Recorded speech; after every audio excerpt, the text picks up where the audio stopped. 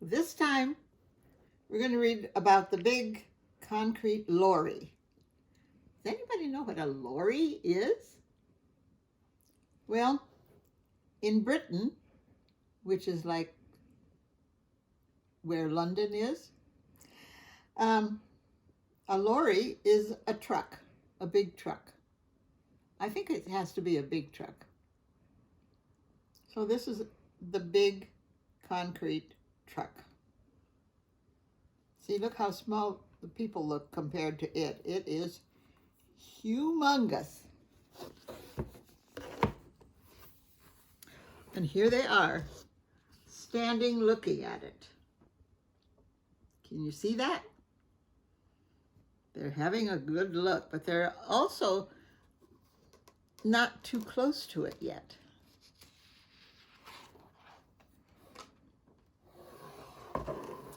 Well, this is written by Shirley Hughes. I don't know if she's from Britain, maybe. The Patterson family, and here they are. Here's the Patterson family. My goodness, how old do you think they are? Maybe, what, 3 or 4 and maybe 5? The Patterson family lived at number 26 Trotter Street. There was Mom, Dad, Josie, and little Josie, Harvey, there he is, and then little Pete. My, he looks like he's just barely 1 or 1.5. And then, who's this? Murdoch the dog, one of the family.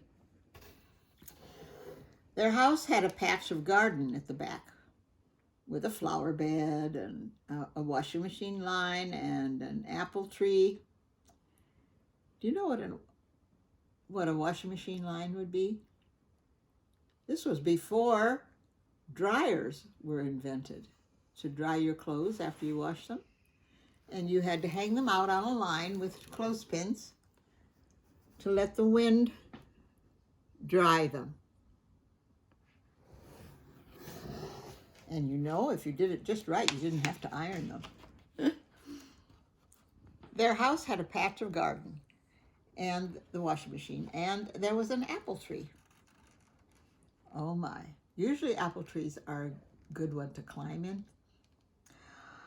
In front, there was only just room between the house and the street to have some flower pots and a couple of dustbins. And then there was the street. Right there. There was their door, and here was the street. So very close. Have to be careful the dog didn't get out too often, right?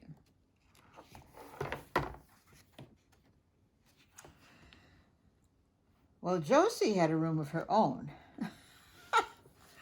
It was jam-packed with her things. Take a look. And Harvey and little Pete shared a room. It was the back bedroom. It was jam-packed with their things. And look how they slept. One above the other. Now I wonder had to be who was going to be at the top and who was at the bottom. What do you think?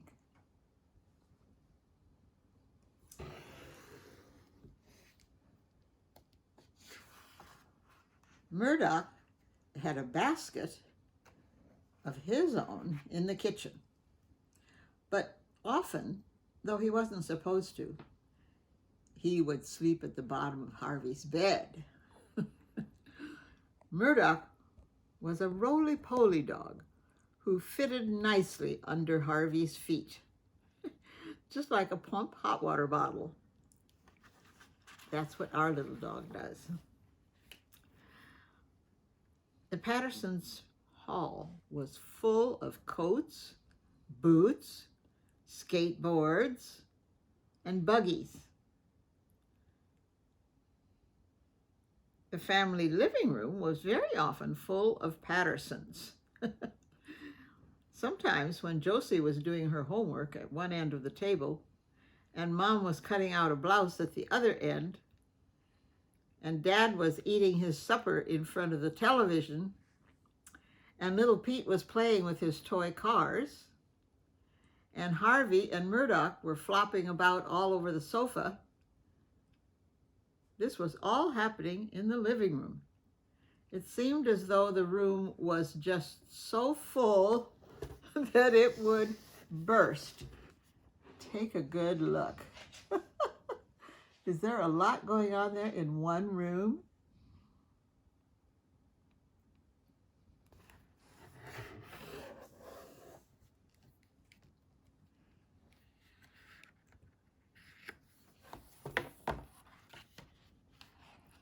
Well, we must have some more space than this, moaned Mom. Well, we could move to a bigger house, said Dad. If only big houses weren't so expensive.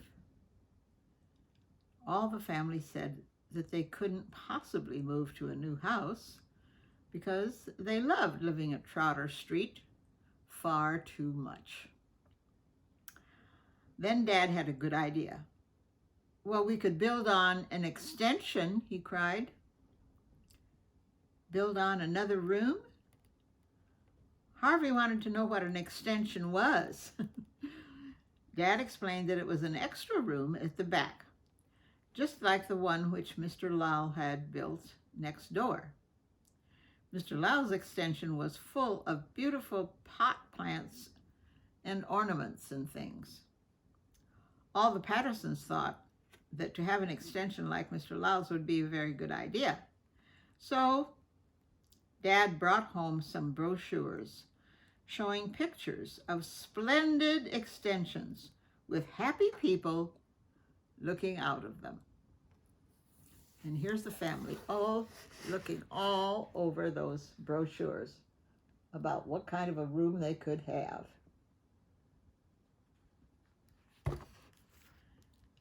I'll put it up myself, said Dad. Are you sure that you can manage doing that? Mom asked anxiously. Dad said that Mr. Lowell and his son, Rajat, and Frankie and May's dad from up the street had all promised to help him. So it would be all right.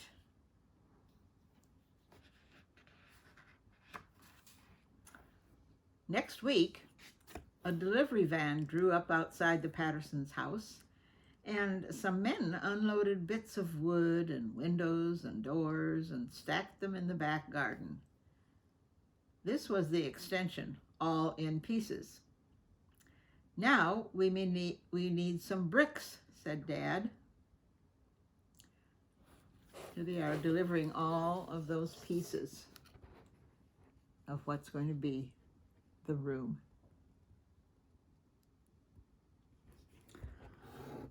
A few days later, another truck arrived, and it had Jiffy Building Company written on it. And underneath, Joe and Jimmy Best. Load of bricks you ordered, said Jolly Joe Best, jumping down from the cab.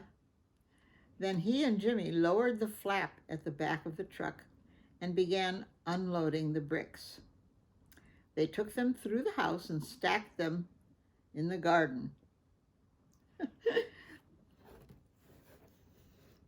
Here's where they stacked them. And somebody is having a lot of fun playing on them.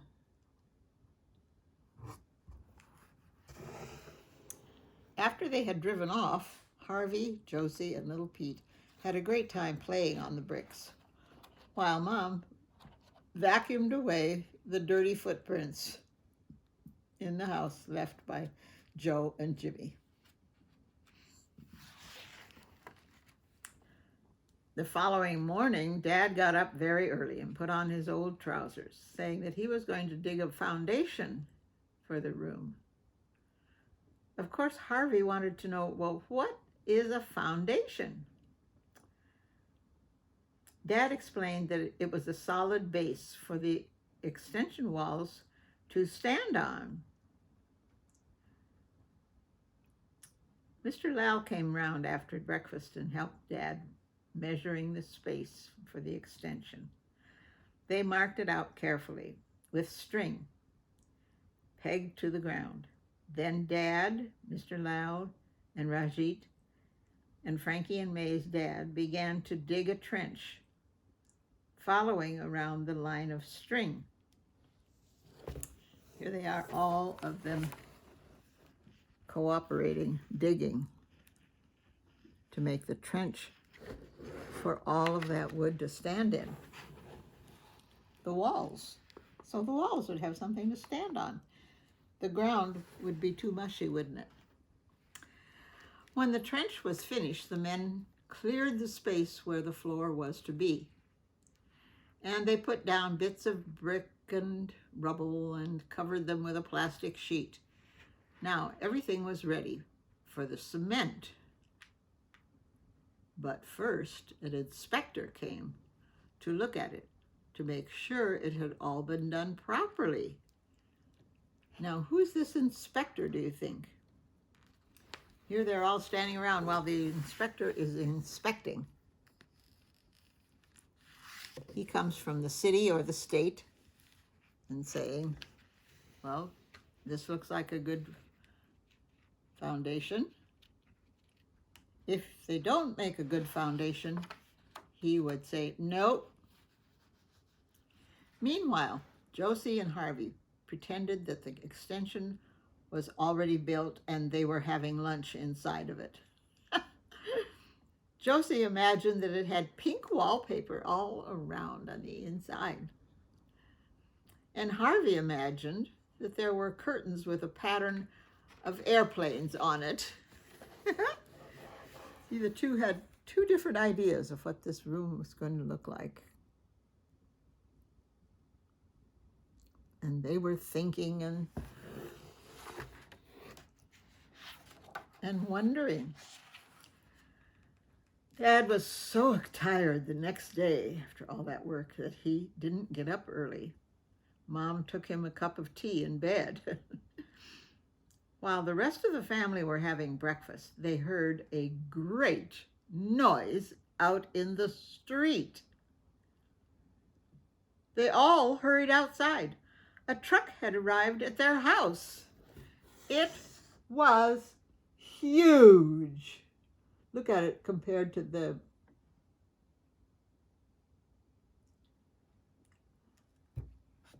I think the little brother probably would not even be as tall as the wheel.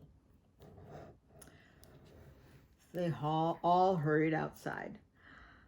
It was huge. It had a big drum on it that turned slowly around and around. Kirk, Kirk, Kirk. On the side of the truck was written, Jiffy Ready-Made Mix Cement Company. There. Well, for goodness sake. I remember the first time I ever saw one of those up near us at our house. I thought I would die. Out jumped Jolly Joe Best. He owned that huge truck. A load of cement you ordered, he called cheerfully. Not this morning, Shirley, said Mom. I'm sure that we didn't, but it was too late. Jimmy had already pulled a lever, and the big drum on the outside of the truck poured out a lot of cement. And here's where it poured it out. And it starts sliding down there. And there it goes. I mean, there's no stopping it. Oh, it poured out a lot of cement. All in a rush. Slop, slurp, dollop, splosh. And just like that, it landed in a shivering heap right outside the Pattersons' front door. Who wants all that cement right by the front door? Well, so Dad rushed downstairs, still getting dressed, pulling on his trousers over his pajamas. We weren't expecting you today, he shouted. Well, that's okay. Just sign here, said Joe. And then he leapt back into his seat in the big truck. But it's quick setting, he called from the cab window. It'll be hard as a rock in a couple of hours. Better get busy. But we haven't, Dad called back. But Jimmy was already revving up the engine. The big engine mixer just roared away up the street in a cloud of dust.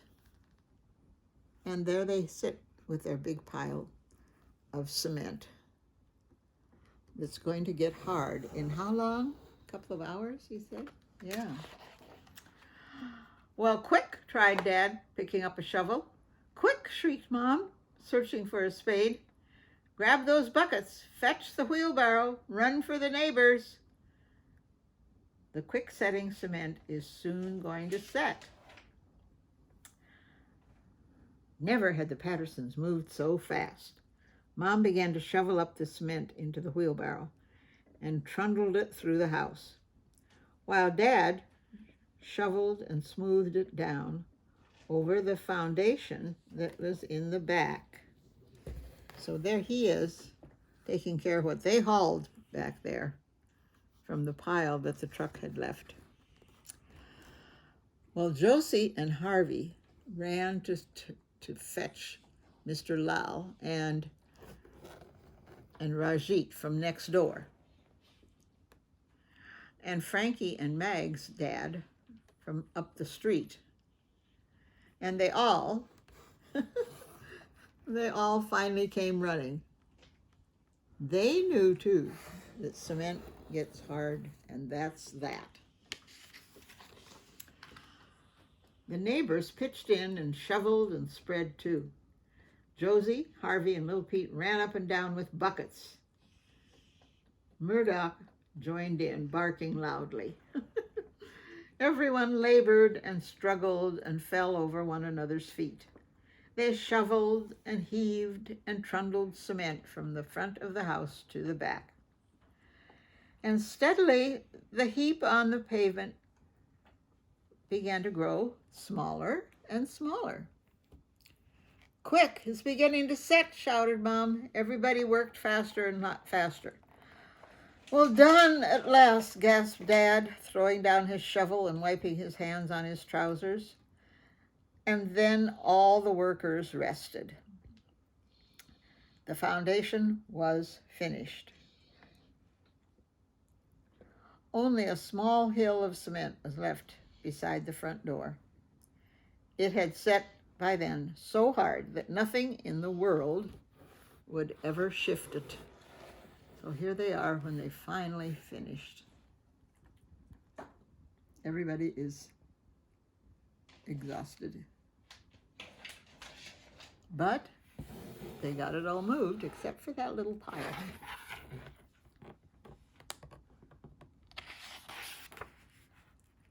The extension went up bit by bit. First, a low brick wall, then the roof on it, and windows, and door.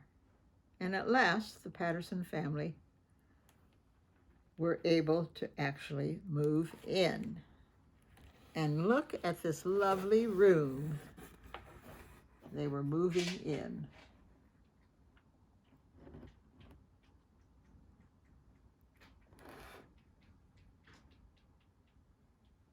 I guess if I keep it straight up and down, it's better. And there they are. That's not the end.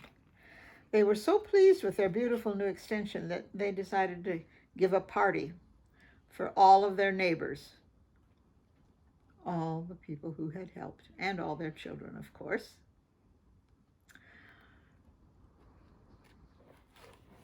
Here they are having their big party.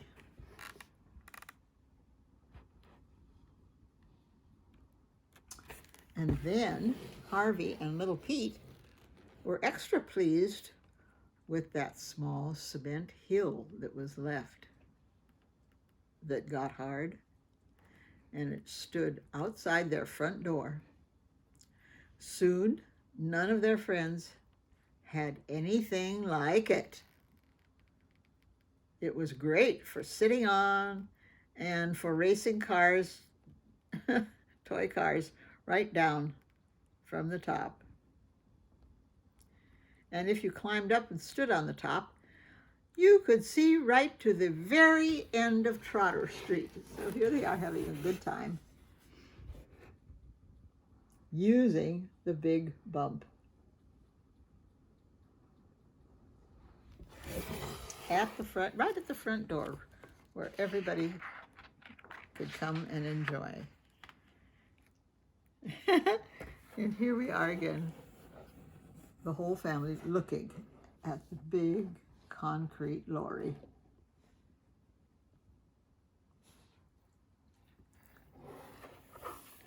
If you ever have anybody doing any building onto their house near you, I'll bet they're going to bring a great big concrete lorry full of cement.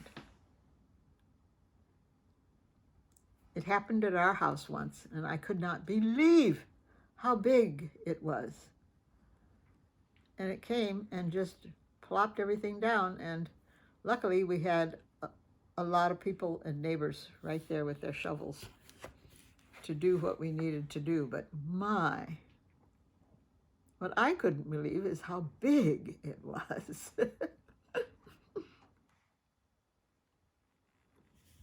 And how marvelous that it made all that cement in there. Stirred it around, and then it came shooting out.